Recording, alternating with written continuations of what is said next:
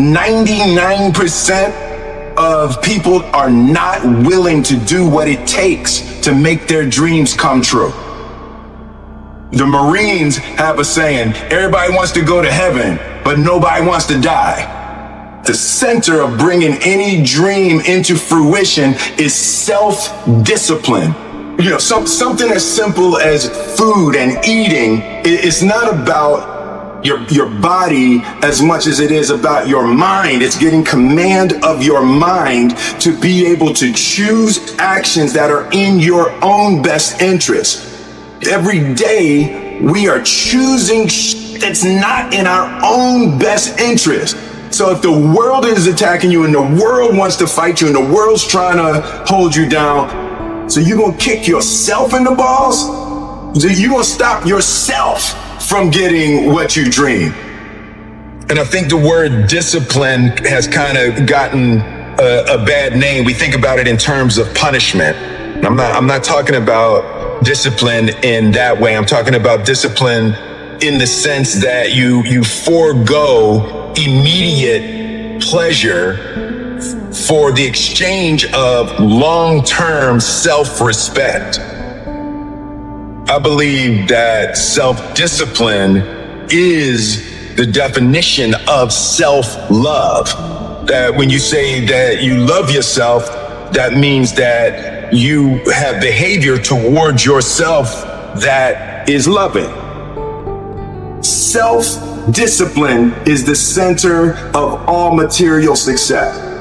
You cannot win the war against the world if you can't win the war against your own mind. Self-love is when you say to yourself, man, look, I know you and that girl got a real connection. I know y'all vibe, but that's your girl's cousin. So I love you too much to let you do that. It's like you say to yourself, hey man, look, I know you want to eat that pizza and it'll be really good, you know, but I can't let you eat that, man, because if you eat that pizza, you're going to feel like, you know, and I love you too much to let you eat that.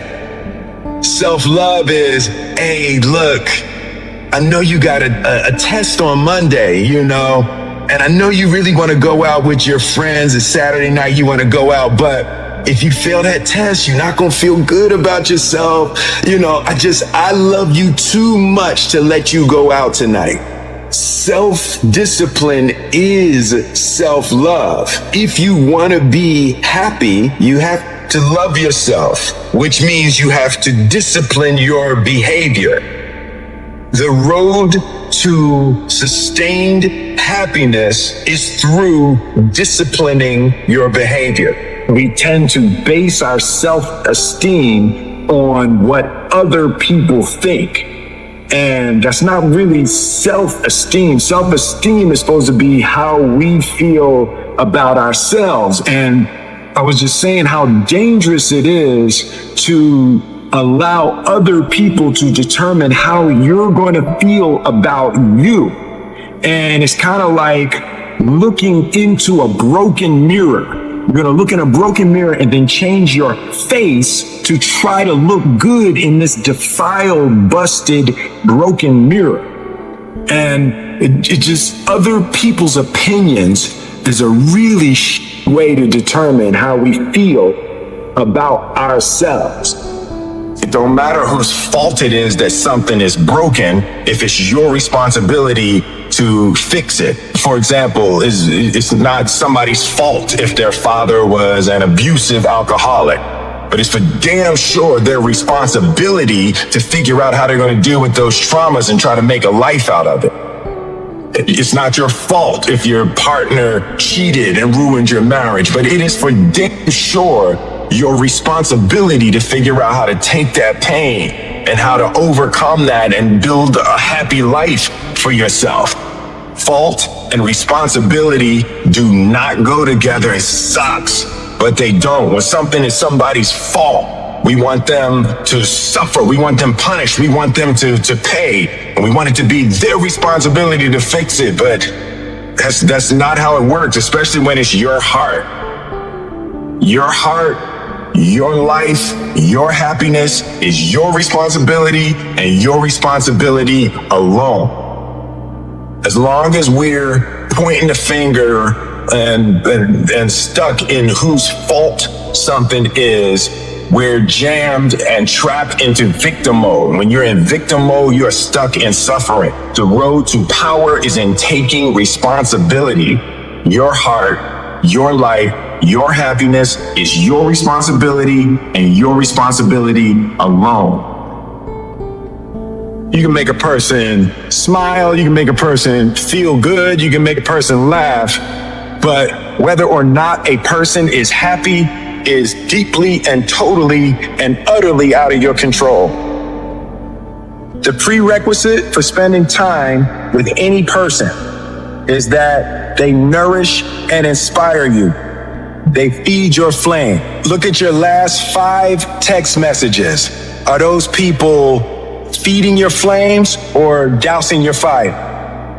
Put your phone down for just a second and look around. Look to the people around you. Are those people throwing logs on your fire or are they pissing on it? I want my life, I want my work, my family, I want it to mean something. And it's like, if you are not making someone else's life better, then you're wasting your time. The separation of talent and skill is one of the greatest misunderstood concepts for people who are trying to excel, who have dreams, that want to do things. Talent you have naturally. Skill is only developed by hours and hours and hours of beating on your craft. You don't try to build a wall. You don't set out to build a wall. You don't say, I'm going to build the biggest, baddest, greatest wall that's ever been built. You don't start there. You say, I'm going to lay this brick as perfectly as a brick can be laid. There will not be one brick on the face of the earth that's going to be laid better than this brick that I'm going to lay in this next 10 minutes. Yeah. And you do that every single day. And soon you have a wall. And I think psychologically, the advantage that gives me over a lot of people that I have been in competition with in different situations is it's difficult to take the first step when you look how big the task is. The definition of who I am is very clear to me, and it also redefines who I want to be, in that I know for a fact that I'm stronger than I thought I was. You know, you can't help but ask yourself the question, what would I do if I was in Muhammad Ali's shoes? I'm motivated by fear. I hate being scared to do something. And I think what developed in my early days was the attitude that I started attacking things that I was scared of. Why were you scared in your bed the night before? What do you need that fear for? Just don't go. Why are you scared in your bed 16 hours before you jump? Why are you scared in the car? Why could you not enjoy breakfast? Fear of what? You're nowhere even near the airplane. Everything up to the stepping out, there's actually no reason to be scared. It only just ruins your day. You don't have to jump. And then in that moment, all of a sudden, where you should be terrified is the most blissful experience of your life. And God placed the best things in life on the other side of terror.